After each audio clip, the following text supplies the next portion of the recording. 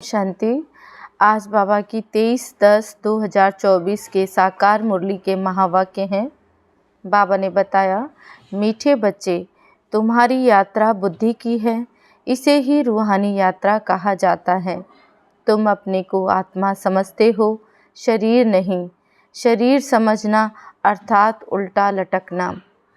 आज का प्रश्न है, माया के पाप में मनुष्यों को कौन सी इज्जत मिलती है? उत्तर है, आसुरी इज्जत। मनुष्य किसी को भी आज थोड़ी इज्जत देते, कल उसकी बेइज्जती करते, गालियाँ देते। माया ने सबकी बेइज्जती की है, पतित बना दिया है। बाप आए हैं तुम्हें दैवी इज्जत वाला बनाने। ओम शांति। रूहानी बाप रूहों से पूछते हैं, कहाँ बैठे हो? तुम कहेंगे, विश्व की रूहानी यूनिवर्सिटी में। रूहानी अक्षर तो वो लोग जानते नहीं। विश्वविद्यालय तो दुनिया में अनेक हैं। यह है सारे विश्व में एक ही रूहानी विश्वविद्यालय, एक ही पढ़ाने वाला है। क्या पढ़ाते हैं? रूहानी नॉलेज। तो यह है स्पिरिचुअल विद्यालय अर्थात रूहानी पाठशाला। स्पिरिचुअल अर्थात रूहानी नॉलेज पढ़ाने वाला कौन? यह भी तुम बच्चे ही जानते हो। रूहानी बाप ही रूहानी नॉलेज पढ़ाते हैं, इसलिए उनको टीचर भी कहते हैं। स्पिरिचुअल फादर पढ़ाते हैं। अच्छा, फिर क्या होगा? तुम बच्चे जानते हो, इस रूहानी नॉलेज से हम अपना आदि सनातन देवी देवता धर्म स्थापन करते हैं। एक धर्म की स्थापना, बाकी जो इतने सब धर्म हैं उनका विनाश हो जाएगा। इस स्पिरिचुअल नॉलेज का सब धर्मों से क्या ताल्लुक है, यह भी तुम अब जानते हो। एक धर्म की स्थापना इस रूहानी नॉलेज से होती है। यह लक्ष्मी नारायण विश्व के मालिक थे, न उनको कहेंगे रूहानी दुनिया, स्पिरिचुअल वर्ल्ड। इस स्पिरिचुअल नॉलेज से तुम राजयोग सीखते हो, राजाई स्थापन होती है। अच्छा, फिर और धर्मों से क्या ताल्लुक है? और सभी धर्म विनाश को पाएंगे, क्योंकि तुम पावन बनते हो तो तुमको नई दुनिया चाहिए। इतने सब अनेक धर्म खत्म हो जाते हैं, एक धर्म रहेगा, उसको कहा जाता है विश्व में शांति का राज्य। अभी है पतित अशांति का राज्य, फिर होगा पावन शांति का राज्य। अब बच्चे जानते हैं 5 विकारों को छोड़ना जरूर है।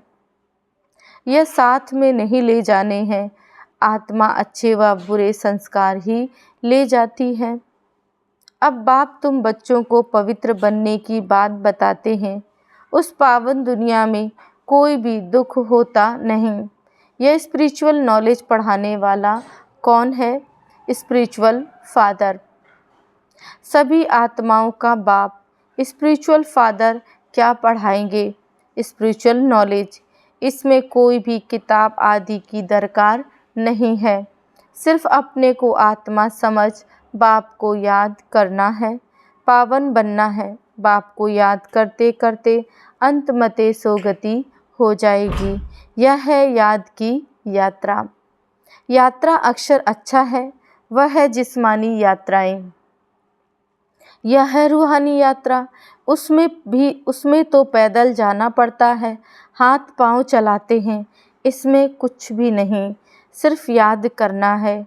भल यहाँ कहाँ भी घूमो फिरो, उठो बैठो, अपने को आत्मा समझ बाप को याद करो।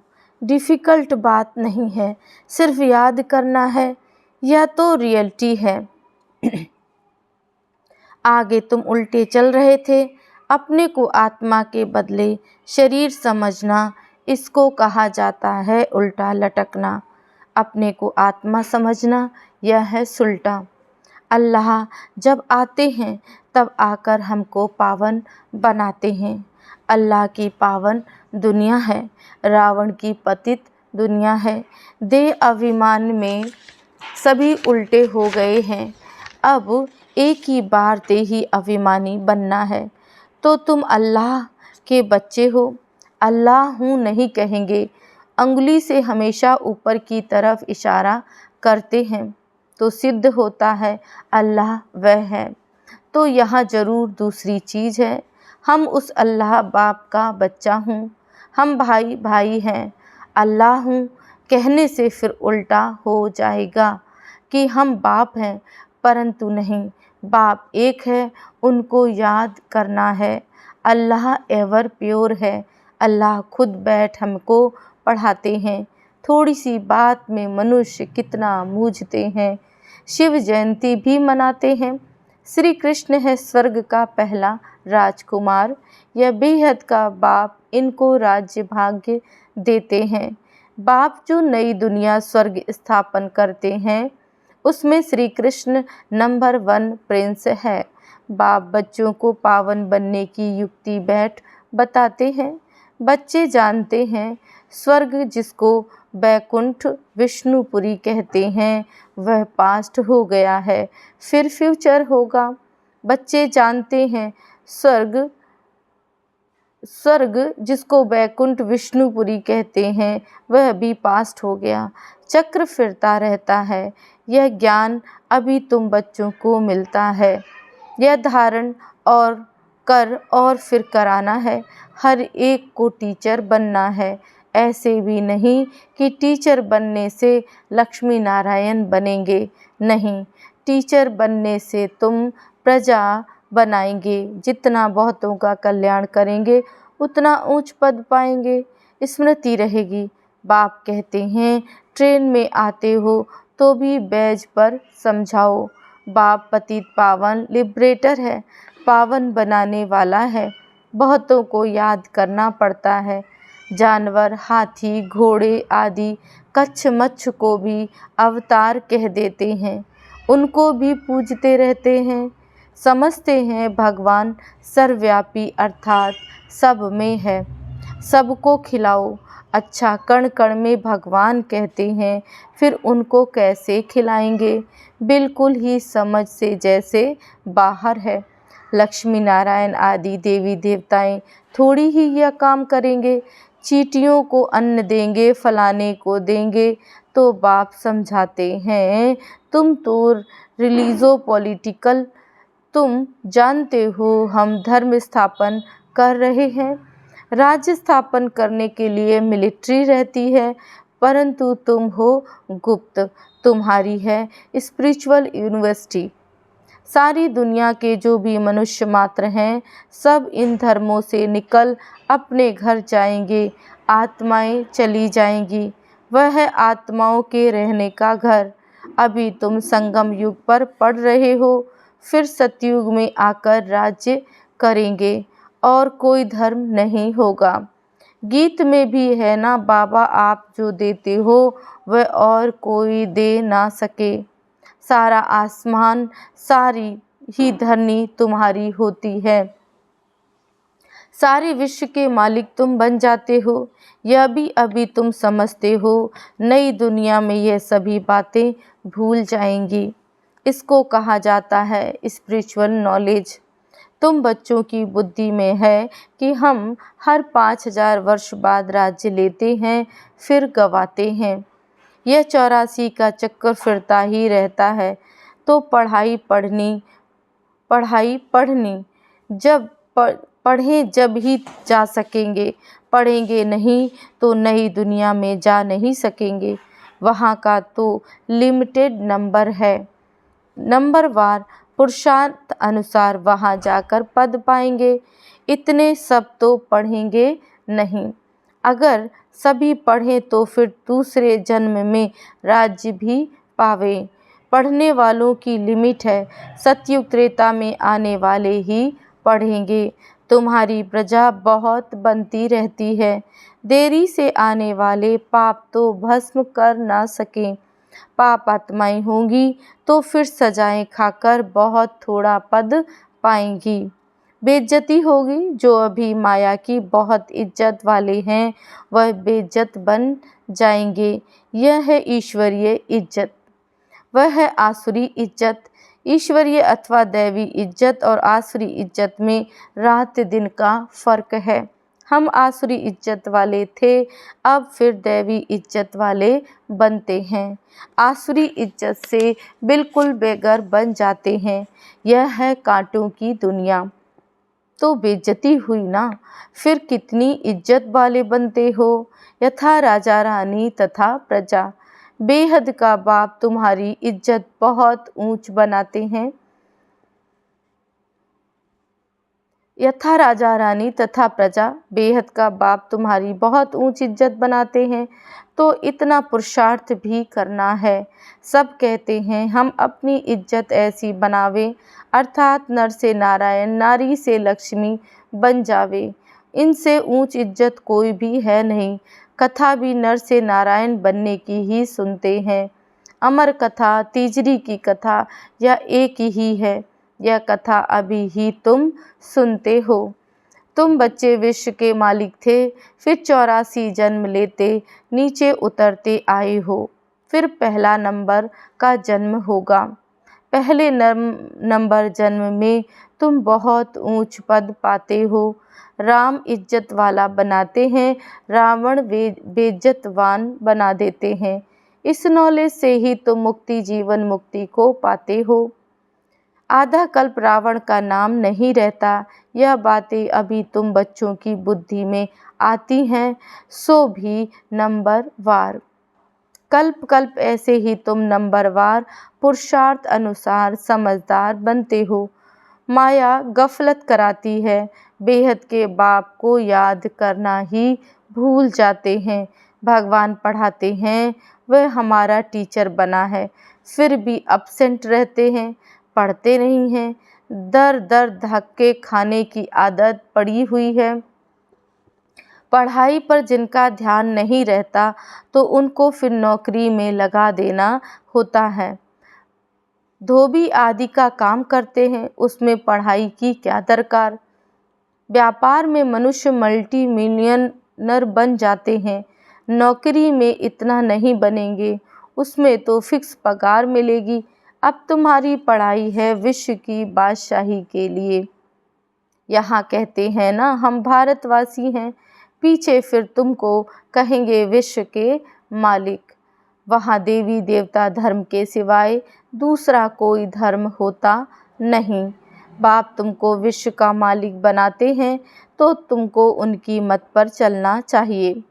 कोई भी विकार का भूत नहीं होना चाहिए। ये भूत बहुत खराब है। कामी की हेल्थ बिगड़ती रहती है, ताकत कम हो जाती है। इस काम विकार ने तुम्हारी ताकत बिल्कुल खत्म कर दी है। नतीजा यह हुआ है, आयु कम होती गई। भोगी बन पड़े हो, कामी, भोगी, रोगी सब बन जाते हो। वहाँ विकार होता नहीं, तो योगी होते हैं। सदैव तंदुरुस्त और आयु भी 150 वर्ष होती है। वहाँ काल खाता नहीं। इस पर एक कथा भी सुनाते हैं। कोई से पूछा गया, पहले सुख चाहिए या दुख चाहिए, तो उनको कोई ने इशारा दिया, बोलो पहले सुख चाहिए, क्योंकि सुख में चले जाएंगे तो वहाँ कोई काल नहीं आएगा, अंदर घुस ना सके। एक कथा बना दी है। बाप समझाते हैं, तुम सुख धाम में रहते हो तो वहाँ कोई काल होता नहीं। रावण राज्य ही नहीं, फिर जब विकारी बनते हैं तो काल आता है। कथाएं कितनी बना दी हैं। काल ले गया, फिर यह हुआ। ना काल देखने में आता है, ना ही आत्मा दिखाई पड़ती है। इनको कहा जाता है दंत कथाएं। कन रस की बहुत कहानियां हैं। अब बाप समझाते हैं, वहाँ अकाले मृत्यु कभी होता नहीं। आयु बड़ी होती है और पवित्र भी रहते हैं। 16 कला, फिर कला कम होते होते एकदम 9 कला हो जाते हैं। मैं निर्गुण हारे में कोई गुण नहीं। एक निर्गुण संस्था भी बच्चों की है। कहते हैं हमारे में कोई गुण नहीं। हमको गुणवान बनाओ, सर्वगुण संपन्न बनाओ। अब बाप कहते हैं पवित्र बनना है, मरना भी सबको है। इतने ढेर मनुष्य सतयुग में नहीं होते। अभी तो कितने ढेर हैं, वहाँ बच्चा भी योग बल से होता है। यहाँ तो देखो कितने बच्चे पैदा करते रहते हैं। बाप फिर भी कहते हैं, बाप को याद करो, वह बाप ही पढ़ाते हैं। टीचर पढ़ाने वाला याद रहता है। तुम जानते हो शिव बाबा हमको पढ़ा रहे हैं, क्या पढ़ाते हैं वह भी तुमको मालूम है। तो बाप अथवा टीचर से योग लगाना है। नॉलेज बहुत ऊंची है। अभी तुम सबकी स्टूडेंट लाइफ है। ऐसी यूनिवर्सिटी कभी देखी जहाँ बच्चे बूढ़े जवान सब इकट्ठे पढ़ते हों, एक ही स्कूल एक ही पढ़ाने वाला टीचर हो और जिसमें ब्रह्मा स्वयं भी पढ़ता हो। वंडर है ना, शिव बाबा तुमको पढ़ाते हैं, यह ब्रह्मा भी सुनते हैं। बच्चा चाहे बूढ़ा कोई भी पढ़ सकता है। तुम भी पढ़ते हो, यह नॉलेज अब पढ़ाना शुरू कर दिया है। दिन प्रतिदिन टाइम कम होता चला जाता है। अभी तुम बेहद में चले गए हो। जानते हो यह 5000 वर्ष का चक्र कैसे पास हुआ। पहले एक धर्म था, अभी कितने ढेर धर्म हैं। अभी सावरंटी नहीं कहेंगे, इनको कहा जाता है प्रजा का प्रजा पर राज्य। पहले पहले बहुत पावरफुल धर्म था। बेहद का बाप कहते हैं, बच्चों अब धैर्य धरो, बाकी थोड़ा समय तुम इस रावण राज्य में हो। अच्छी रीति पढ़ेंगे तो फिर सुख धाम में चले जाएंगे। यह है दुख धाम, तुम अपने शांति धाम और सुख धाम को याद करो, इस दुख धाम को भूलते जाओ। आत्माओं का बाप डायरेक्शन देते हैं, हे रूहानी बच्चों। रूहानी बच्चों ने इन ऑर्गन्स द्वारा सुना। तुम आत्माएं जब सतयुग में सतो प्रधान थीं, तुम्हारा शरीर भी फर्स्ट क्लास सतो प्रधान था। तुम बड़े धनवान थे, फिर पुनर्जन्म लेते लेते क्या बन गए हो। रात दिन का फर्क है। दिन में हम स्वर्ग में थे, रात में हम नरक में हैं। इसको कहा जाता है ब्रह्मा का सो ब्राह्मणों का दिन और रात। 63 जन धक्के खाते रहते हैं। अंधियारी रात है ना, भटकते रहते हैं। भगवान कोई को मिलता ही नहीं। इसको कहा जाता है भूल भुलैया का खेल। तो बाप तुम बच्चों को सारी सृष्टि के आदि मध्य अंत का समाचार सुनाते हैं। अच्छा, मीठे मीठे सिकिलधे बच्चों प्रति माता पिता बाप दादा का याद प्यार और गुड मॉर्निंग। रूहानी बाप की रूहानी बच्चों को नमस्ते। हम रूहानी बच्चों की रूहानी माता पिता बाप दादा को याद प्यार गुड मॉर्निंग नमस्ते। ओम शांति। धारणा के लिए मुख्य सार है, दर दर धक्के खाने की आदत छोड़ भगवान की पढ़ाई ध्यान से पढ़नी है, कभी अपसेंट नहीं होना है। बाप समान टीचर भी जरूर बनना है, पढ़कर फिर पढ़ाना है। सत्यनारायण की सच्ची कथा सुन नर से नारायण बनना है। ऐसा इज्जतवान स्वयं को स्वयं ही बनाना है। कभी भूतों के वशीभूत हो, इज्जत नहीं गंवानी है। वरदान है, संबंध और प्राप्तियों की स्मृति द्वारा सदा खुशी में रहने वाले सहज योगी भव। सहज योग का आधार है संबंध और प्राप्ति। संबंध के आधार पर प्यार पैदा होता है और जहाँ प्राप्तियाँ होती हैं वहाँ मन बुद्धि सहज ही जाता है। तो संबंध में मेरेपन के अधिकार से याद करो, दिल से कहो मेरा बाबा। और बाप द्वारा जो शक्तियों का, गुणों का, ज्ञान का, सुख शांति आनंद प्रेम का खजाना मिला है, उसे स्मृति में इमर्ज करो। इससे अपार खुशी रहेगी और सहज योगी भी बन जाएंगे। स्लोगन है, देह भान से मुक्त बनो तो दूसरे सब संबंध स्वतः ही खत्म हो जाएंगे। ओम शांति।